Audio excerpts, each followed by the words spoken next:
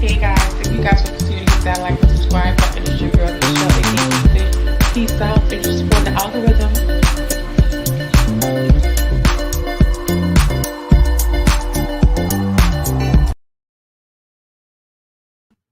Hello, how y'all doing? It's Dreadlock Diaries here with a new video. Make sure you guys do me a big favor before I jump into any juice. Make sure you guys are hitting that subscribe button. I hope you guys are subscribed. How you guys doing? I want to start with this video share. I just shared this video to my YouTube as a short. Let's jump into this real quick and we can start our conversation. Look at me now, so confident with these real life. I can't tell you nothing. I'm telling y'all. Be sure to like subscribe to my channel. This is your girl, Michelle, aka Fit. This is Your Life Diaries. Look at me now, so confident with these real life. I can't tell you nothing. I'm telling y'all. Be sure to like subscribe to my channel. This is your girl, Michelle, aka Fit. This is Your Life Diaries. Look at me now, so confident with these. Enough of that. So you guys saw that. I'm gonna throw the link to that that short video in the chat for anyone catching this in a replay or live. Make sure you hit that link, hit a like, share it, subscribe it. Thank you guys so much for it. So real quick, you know what I'm saying? Everybody has insecurities. Old people, young people, men, women, children, everyone has insecurities. Everyone chooses to, do what makes them feel happy. And today I want to talk about, insecurities from, beginning to now with the locks. It's been a whole lot. I love my locks. That's all I talk about is my locks. This channel is dedicated directly to my locks. This is Dreadlock Diaries, and I want to give y'all a little skit. You ever been in a scenario where, you saw somebody looking and feeling insecure, they're not speaking much, they're not vocal, they're more introverted, they're more isolated, and you seem like there's something wrong with them, but you just don't know what's wrong with them. And they may tell one person like, I'm going through X, Y, and Z. I may feel like someone is judging me based on my appearance, my looks, how I carry myself, my ethnic background, my race, my culture.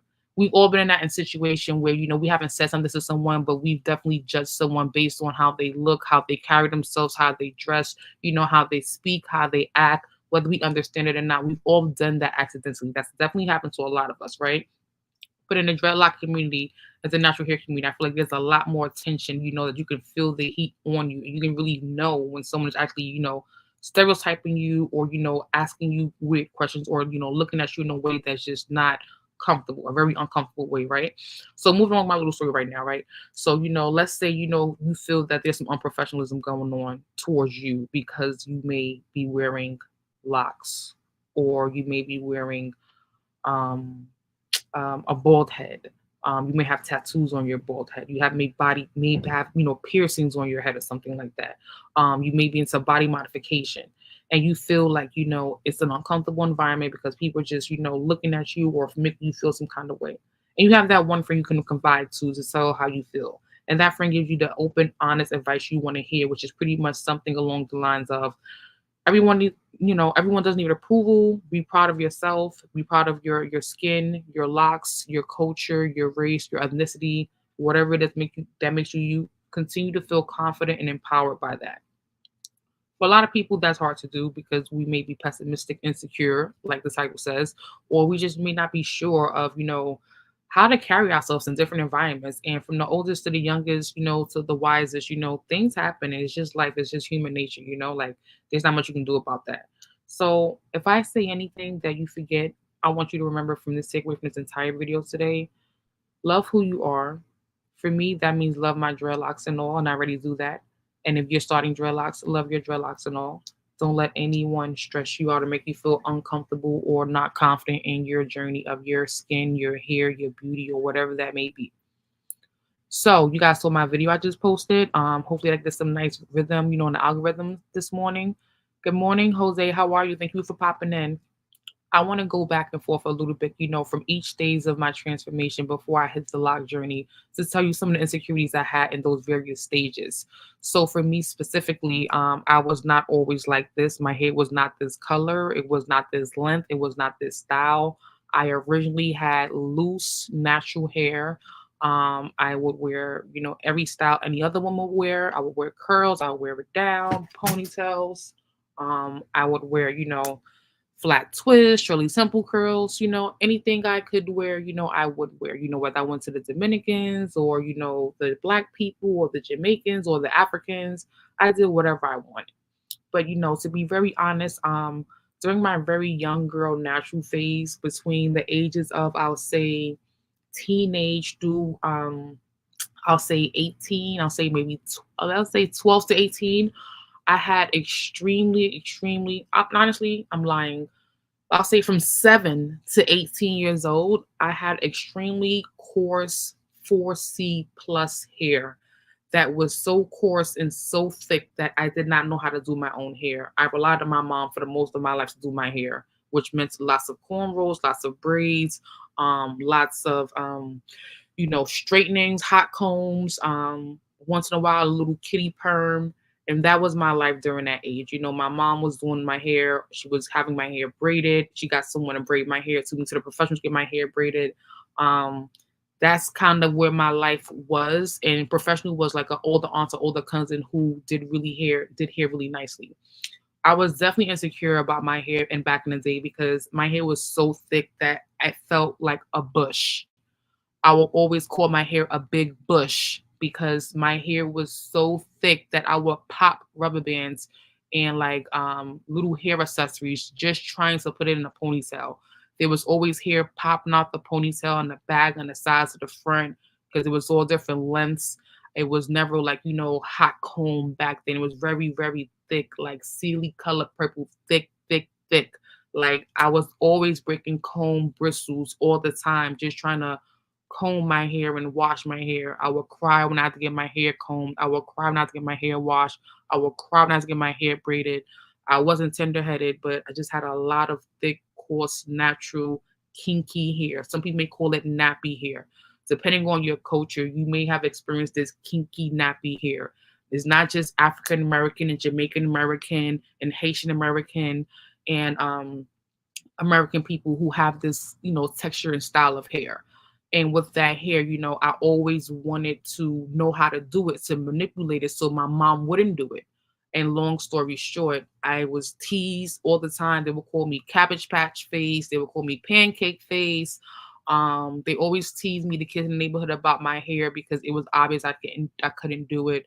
And my mom would let me wear those braids until they got really rusty, dusty, where it looked like I was homeless. So I had a huge insecurity problem back then with my big afro, thick hair because I didn't know how to maintain it myself. I relied on friends to help me learn how to do my hair.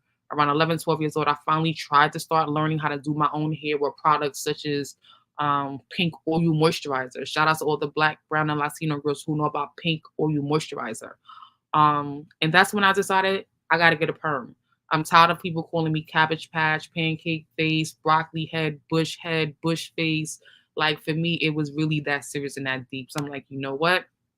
I'm gonna get a perm. So around 13 years old, I got like I think maybe 12-ish, 13 years old, I got my first kitty perm. I think it was called Just For Me. And it was okay. It lasted about 3 months. And I followed up with those perms, every 3, 4 months or so, to the point where I started to learn how to do my own perms. And at that point, I'm like, okay, I need to let a professional do my hair because I experienced some burning of my forehead. I've burnt my scalp on my forehead. I had blisters inside of my scalp. I've had sores on the edges of my head trying to perm my own hair with this lye chemical that was a lot stronger than I was prepared to deal with. These sores turned into scabs and scars that the hair kind of grew around. And I had to keep breaking these sores and scabs until they finally healed, which eventually broke all of my permed hair too. So this is why I end up learning to go to the professionals to perm my hair. At this point, my mom was like, "You're grown, you're a teenager, you do your own hair," and she let me do it. And there were times where I messed up. There were times where I had to cut off hair and start all over, and trim the whole back of my head. Like there were a lot of weird things that happened trying to do my own perms. To the point where I just end up, getting a job, working on my own, working summer youth in New York City, getting a regular paycheck, already being a teen mom, just learning how to find the styles to do my hair. And that's when I experienced the Dominicans. Shout out to all the Black, brown, and Latino girls that go to the Dominicans in New York City, in the Heights, in Harlem, in the Bronx, in Brooklyn. Staten Island, Queens, whatever state you're from, everybody got a Dominican section where girls get their hair done, they're washing sets, they're washing blows, their deep conditioners, their leave-in conditioners, their trims, all of that. Like the Dominicans back in the early 90s, for me and all my friends, was the wave. It's the thing we all did. We all go there, get our doobie with the pins, leave-in conditioner. We wear our doobie for maybe a week or less, comb it out, have a nice, bouncy, wrap hairstyle. And that was cool for me for a while. I definitely wore perms from, I would say, the age of 18 up into about 27. I wore perms. And throughout that time, my hair grew a very long length. I did experience some colors such as honey blondes and, burgundies and auburn colors.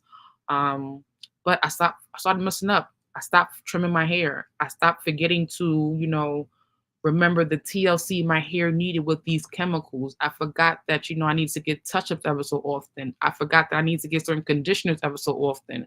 I forgot that I needed to switch up my shampoos and conditioners because my hair would get so used to it that it wouldn't be effective over time. I started to forget some of the things because I got so cocky with my long, colorful hair that, it was nice and easy to manage versus that big bush afro I had. I was so loving that hair that I forgot some of the major tender loving care tips, which were finding the right stylist. You cannot bounce around from the Dominicans to the Black people to the Puerto Rican people to the Africans to the Jamaicans all in 1 month. You have to teach and train your hair. You have to remember, when is it time to get a trim? When is it time to go to get a deep conditioner with the garlic and the mayonnaise and the avocado and the eggs? When is it time to learn how to do it myself? When does my hair need a break?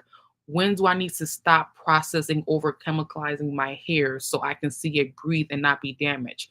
These are things I didn't really know at that time. So at this point, my hair ended up becoming fried and destroyed and thin to the point where I was getting thin spots, bald spots, losing hair, patches in the 20s was not good. So I said, you know what, Kashal, screw that. You're going to go to the Black people. You're going to start getting braids. You're going to go back to your roots. You're going to start getting cornrows and box braids because ultimately that'll make your hair grow. You know that. You've come from braids. So I started doing the braid thing.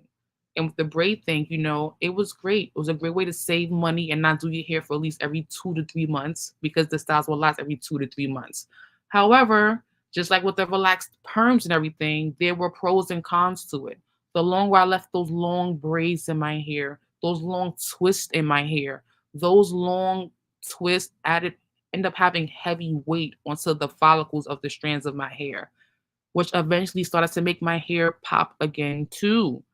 So again, I had to learn there are rules to all of these hairstyles. The longer your braids are, past your shoulders, past your bra strap, past your butt strap, past your kneecaps, is a lot of weight on the roots of your hair to hold. Did not know that. Wanted to be cute. That ended up giving me more damage in my hair than I realized in the long run. Same thing with twists. Same thing with crochet hairstyles. The longer and heavier, the more pieces of hair you have attached to these styles weighs down your hair and it makes it break. It's almost like trying to hold a rock bigger than you above your head for hours, not expecting your arms to cave out and give in. So again, did not know that. Was just so happy about not having that big bush that I had some long flowy hair. To me, it didn't matter how damaged it was, how thin it was, where the bald spots were. My hair was long. It was past my shoulders. I could sway it and swing it, and it was all mine. I wasn't breaking combs. I wasn't breaking rubber bands. It was all good. But then we learned the lesson. Too much of something is definitely a bad thing. So I moved on from them braids. Then I got into a different type of protective style, wigs. With wigs still came insecurities, despite me even realizing it, because with wigs, there were other pros and cons. Again, I did not know for that either. I got a lot of synthetic wigs, which are fake wigs. Synthetic wigs are fake wigs like Barbie doll hair wigs, like baby doll hair wigs. The hair is not real. If you put a match to it, it'll burn up, You can pull it out easy. It's not like any type of cultural human person's hair. It is plastic, it's threads or it's, yarn. It's not real. but it's blended to look real. But it's a style that you can only wear once so often. The more you wear it, the faster it's worn, the more matted and messy it will get. But I didn't know that. I love these colorful wigs. I had auburn colors, reds and blondes and browns and black curly waves and, big fluffy Diana Ross styles. They were great. I could put the wig right on top of my hair, put my hair in a ponytail or two braids or braid style and change the wigs every day like a pair of socks. I could be long one day, short the next day, curly one day, fro the next day, silky the next day. There was so much versatility in the wigs. I really loved it until I realized the TLC and care I wasn't giving to the hair under the wig, my real hair. Under that wig, there were matted braids that were dirty, had dandruff and lint. And because the wig itself was so pretty, kind of forgot about the hair under the wig.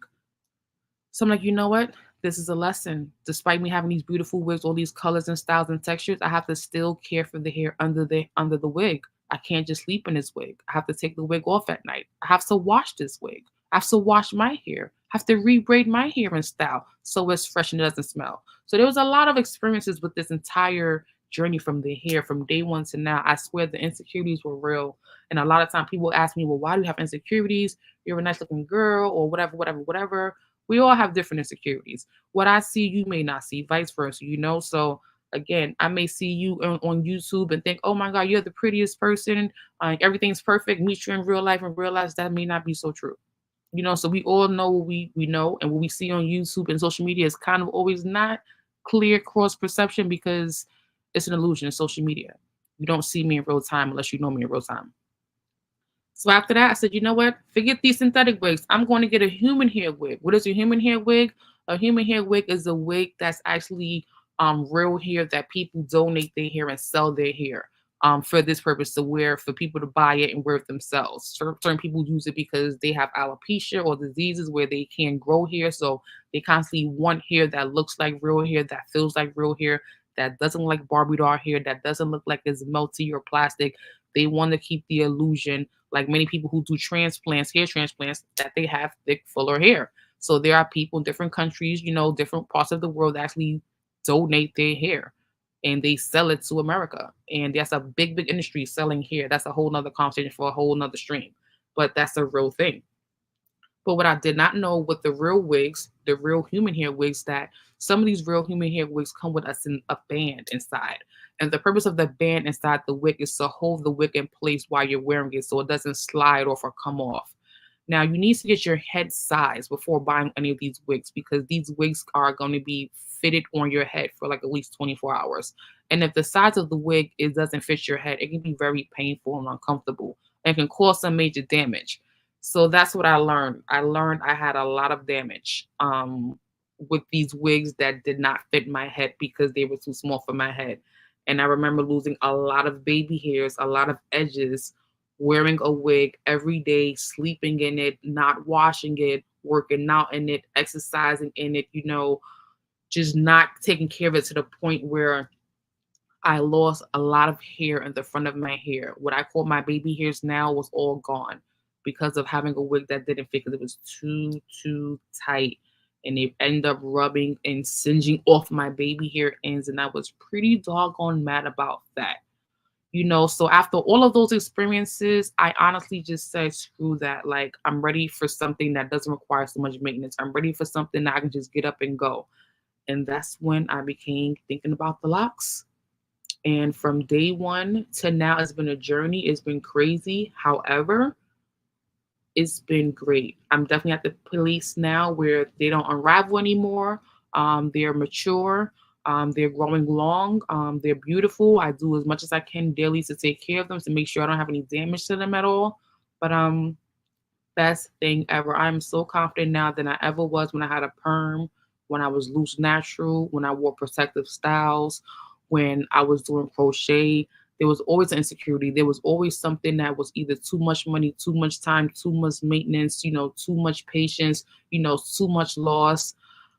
As of now, on my 3-year lock journey, I can only say the only hair I've lost is the ends from them being combed out to maintain the curliness. and you know, just any dirt or looseness in washing and conditioning my hair. But this journey has been amazing. Like, you guys have seen me color my hair 2 times already. I'm styling my own hair, and the picture right now have a wavy style. It's amazing. Like, I encourage you all to join the Locd journey. You will not regret it. You will not be upset about it. It is the best journey I think you can join. Don't even believe me. Look on YouTube, look on your streets, look in your neighborhood. I'm pretty sure everybody knows someone in a 1 mile or 5 mile radius of them that they work with or they live by, that has dreadlocks.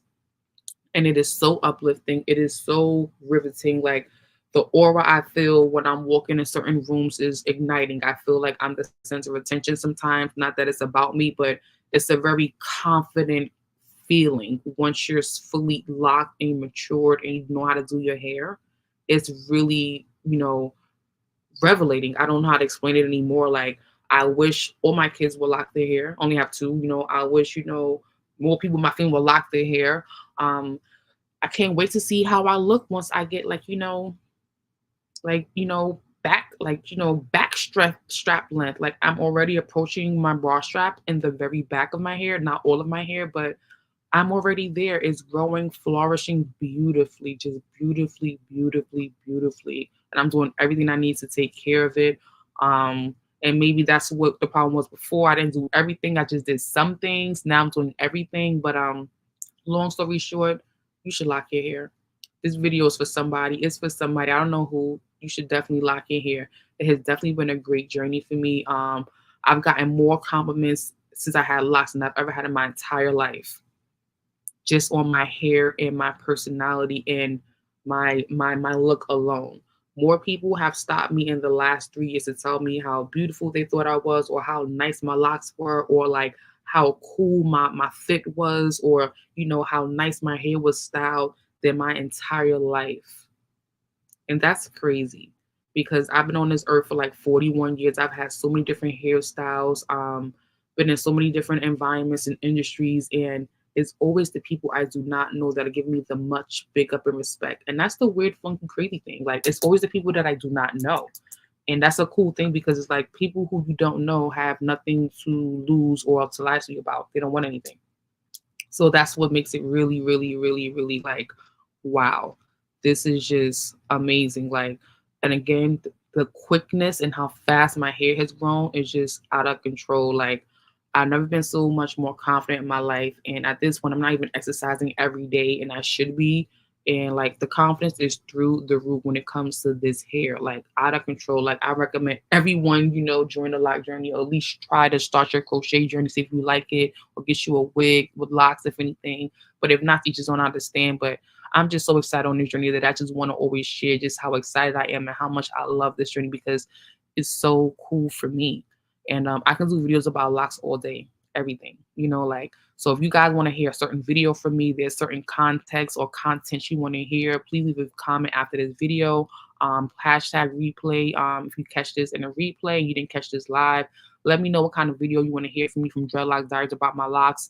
I feel like I've covered a lot. I'm trying to find more content that is engaging to continue to talk about my locks.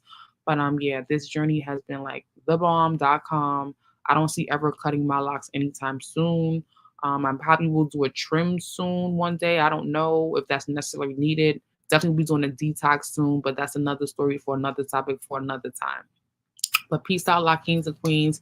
I'm gonna do you guys a favor one more time and share you guys my last video short I uploaded on YouTube, which links with this right now. And for that short, it just showed you really how I'm looking from day one to now with these locks. So one moment, catch this short video. I want you guys to be able to definitely like this video, share, comment, subscribe. I really appreciate you. And this is that video I was talking about right here. Look at me now, so confident with these dreadlocks. I can't tell you nothing. I'm telling y'all. Be sure to like and subscribe to my channel. This is your girl, Kashel, aka Fit. This is Dreadlocks Diaries. Look at me. And that's it. That's all, guys. So shout out to Uncommon Sense for Jose and the Grown. Shout out to all the cloud watchers. Shout out to everybody who supports the movement. Hope you guys have a great Monday, Motivation Monday. Do what you got to do. Shout out to all my subs. It's been real. I'll catch you guys on the replay. Peace out, y'all.